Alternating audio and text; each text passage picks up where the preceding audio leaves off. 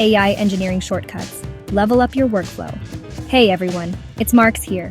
We all know AI is blowing up right now, and that means more and more people are getting into AI engineering. But building AI systems from the ground up?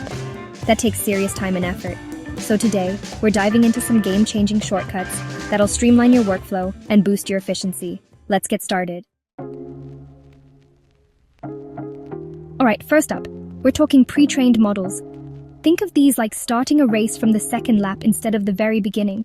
These models have already been trained on massive datasets, meaning they've got a head start in understanding patterns and making predictions.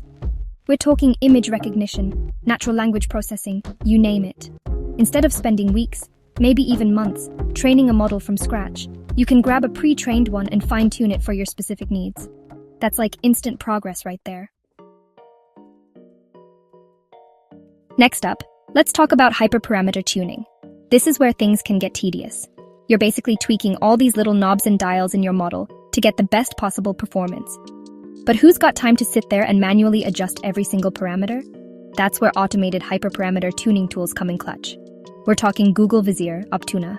These things are lifesavers. They use fancy algorithms to find the optimal settings for your model, saving you a ton of time and frustration. Chapter 3. Transfer Learning. Don't reinvent the wheel. Now let's talk transfer learning. This is a powerful concept in the world of artificial intelligence and machine learning. It allows us to take a pre-trained model and apply it to a new but related problem. Imagine you're learning to play basketball, but you've already mastered dribbling and shooting from your days playing soccer. The skills you learned in soccer can be transferred to basketball, making the learning process faster and more efficient. Transfer learning is kind of like that. It's about taking what you've already learned in one area and applying it to another, saving time and resources.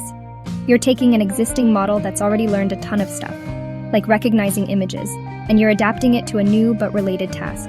This means you don't have to start from scratch. This is super helpful when you don't have a ton of data for your specific problem. Instead of needing a massive dataset, you can use the knowledge from the pre-trained model. You're basically leveraging the knowledge gained from that massive dataset the original model was trained on. This makes your work more efficient and effective, allowing you to achieve better results with less data.